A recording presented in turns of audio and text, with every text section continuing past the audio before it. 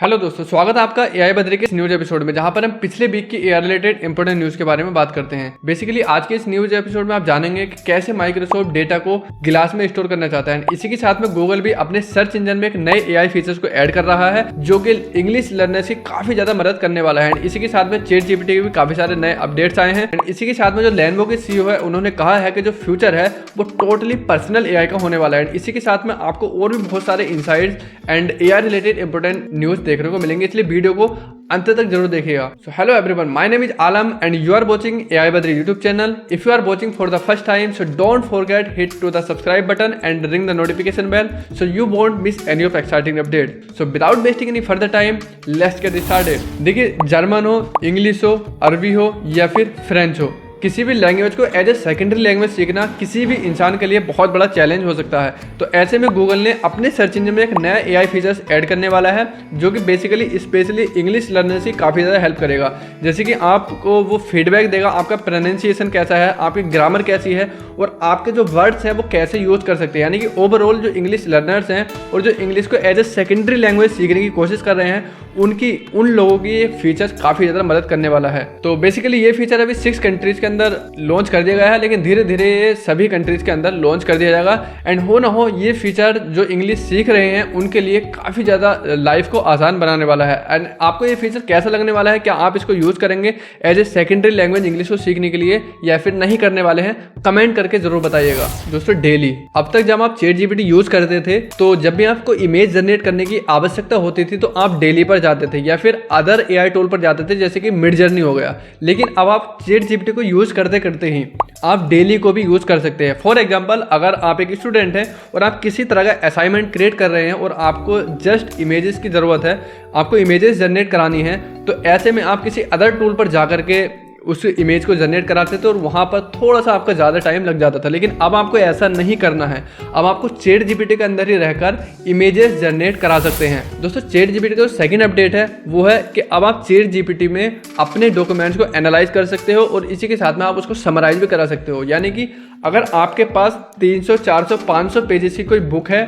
या फिर कोई ई बुक है तो उसको पढ़ने में काफ़ी ज़्यादा समय लगता है, यानी कि 1 हफ्ता 2 हफ्ता उसको पढ़ने में लग जाते हैं, उसको समझने में लग जाते हैं। लेकिन अब आपको ऐसा नहीं करना है, अब आपको उस पीडीएफ को उठाना है और चैट जीपीटी के अंदर अपलोड कर देना है एंड चैट जीपीटी से उसको समराइज करा सकते हो 2, 3, 4, 5 पेजेस में। एंड इवन आप उससे क्वेश्चंस भी आस्क कर सकते हो, यानी कि क्वेश्चन भी पूछ कर सकते हो कि इस जो पीडीएफ है, पर्टिकुलर पीडीएफ है, इससे जुड़े आप उससे क्वेश्चन कर सकते हो, वो आपको जवाब देगा आफ्टर एनालाइजिंग द पीडीएफ। दोस्तों, जिस तरह से एआई के अंदर सारी कंपनियां इन्वॉल्व हो रही है तो एप्पल भी पीछे नहीं रहने वाला है। एक रिपोर्ट के अनुसार पता चला है कि एप्पल एआई में हैवीली इन्वेस्ट कर रहा है to push their Apple products, यानी कि अपने प्रोडक्ट्स की सर्विसेज को बेटर बनाने के लिए वो नए नए एआई जनरेटिव एआई मॉडल्स को तैयार कर रहा है। एंड आने वाले कुछ ही सालों में जिस तरह से लोग एप्पल की डिवाइसेस को यूज़ कर रहे हैं उनका पूरा तरीका चेंज होने वाला है इस एप्पल की डिवाइसेस को यूज़ करने का।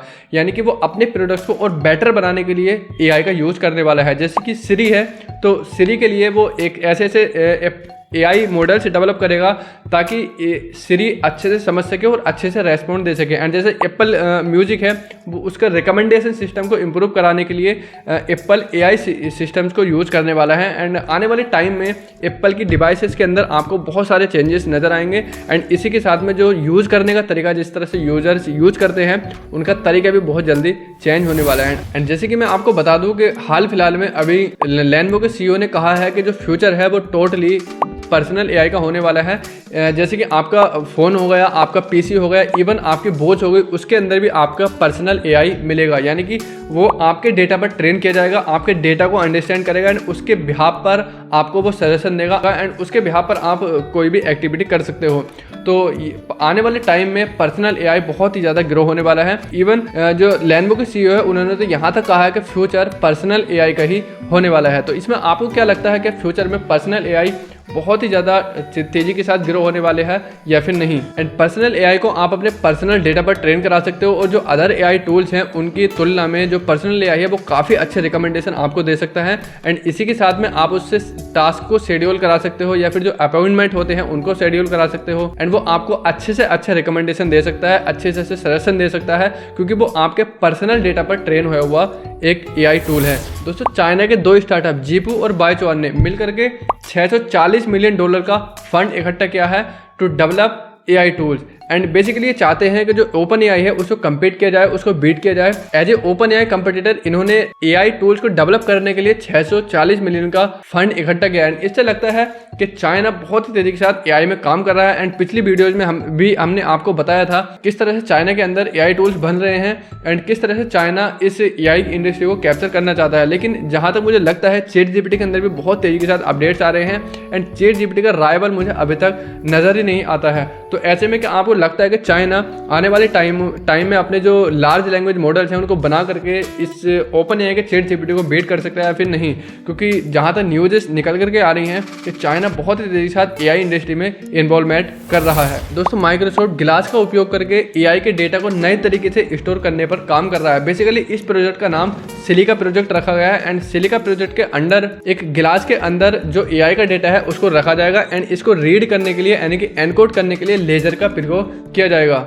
एंड इससे क्या होगा कि आपका जो डेटा है वो हजारों साल तक सेफ रहेगा, क्योंकि अब तक जो इक्विपमेंट थे डेटा को रखने के लिए वो हार्ड डिस्क था या फिर मैग्नेटिक टेप था। तो इस तरह के जब भी हम डेटा को रखते थे हार्ड डिस्क वगैरह में या फिर मैग्नेटिक टेप में, तो इसमें क्या होता था कि वाटर से ये चीज़ें अफेक्टेड हो जाती थी एंड हमारा जो डेटा था वो लॉस हो जाता था। लेकिन जब हमारा डेटा सेफ रहेगा गिलास के अंदर तो वो उसका असर टेम्परेचर का असर भी इस गिलास पर नहीं पड़ेगा एंड वाटर का असर भी नहीं पड़ेगा। तो इस तरह से हम डेटा को हजारों साल तक गिलास के अंदर सेफ रख सकते हैं। दोस्तों अगर प्रोजेक्ट सिलिका सक्सेसफुल हुआ तो ये डेटा को स्टोर करने के तरीके में बहुत बड़ा बदलाव ला सकता है एंड इस तरह से जो एआई का डेटा हम गिलास के अंदर सेव करेंगे वो हजारों साल तक सेफ रहेगा एंड उस डेटा को हम कभी भी यूज कर सकते हैं। तो आज के इस न्यूज़ एपिसोड में इतना ही एंड दोस्तों मिलते हैं आपसे नए एपिसोड में। अगर आपको वीडियो पसंद आया तो वीडियो को लाइक करिएगा, कमेंट करिएगा और अपने दोस्तों के साथ शेयर करिएगा ताकि वो भी एआई इंडस्ट्री से अवेयर रह सकें। तो चलिए दोस्तों मिलते हैं नेक्स्ट वीडियो में इंटरेस्टिंग वीडियो के साथ। तब तक के लिए bye bye, have a nice day.